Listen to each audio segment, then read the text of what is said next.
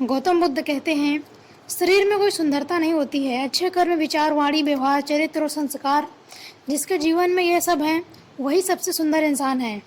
लोग आपको कैसे देखते हैं वो ज़रूरी नहीं है, आप खुद को कैसे देखते हैं वो ज़रूरी है।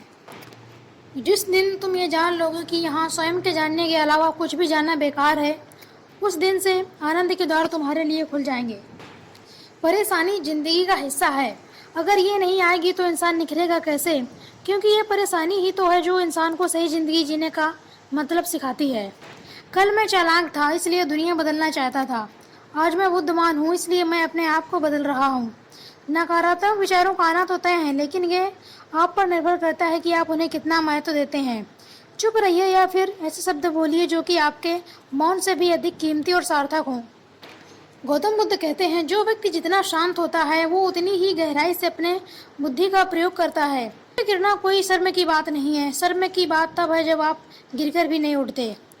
सही समय की प्रतीक्षा मत करिए, इसी समय को सही बनाइए। झूठे और दिखावे की रफ्तार कितनी भी तेज क्यों ना हो, मंजिल तक केवल सच ही पहुंचता है। जहां दूसरों को समझाना मुश्किल हो जाए वहां खुद को समझ लेना ही बेहतर है।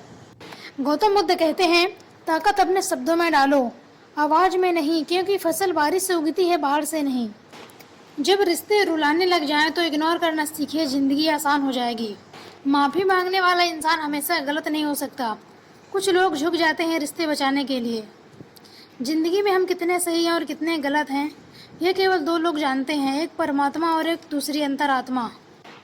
क्रोध को पाले रखना गर्म कोयले को किसी और पर फेंकने की नीयत से पकड़े रहने के समान है। इसमें सिर्फ और सिर्फ आप ही जलते हैं।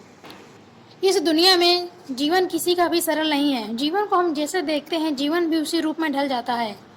व्यक्ति सुख पाने के लिए वस्त्र बदलता है, भोजन बदलता है, मकान बदलता है, मित्र संबंधी बदलता है, फिर भी वह हमेशा दुखी रहता है क्योंकि वह अपना स्वभाव कभी नहीं बदलता है।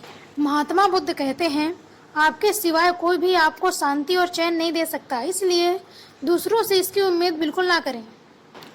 गौतम बुद्ध जब जिंदा थे तो लोगों ने पत्थर मारे, हत्या करने की उनकी बहुत तरह से चेष्टा की गई। पागल हाथी छोड़ा गया उनको मारने के लिए, चट्टानें सरकाई गईं, कई बार जहर खिलाया गया और आज एशिया पूजा करता है। जितनी बुद्ध की मूर्तियां हैं उतनी शायद किसी पर्सन की हो। जमाने में वही लोग हम पर उंगली उठाते हैं जिनकी हमें छूने की औकात नहीं होती है। अगर आपने सफ़र शुरू ही कर दिया है तो बीच रास्ते में लौटने का कोई फ़ायदा नहीं होगा, क्योंकि वापस आने में जितनी दूरी तय होगी क्या पता मंजिल उससे भी पास हो।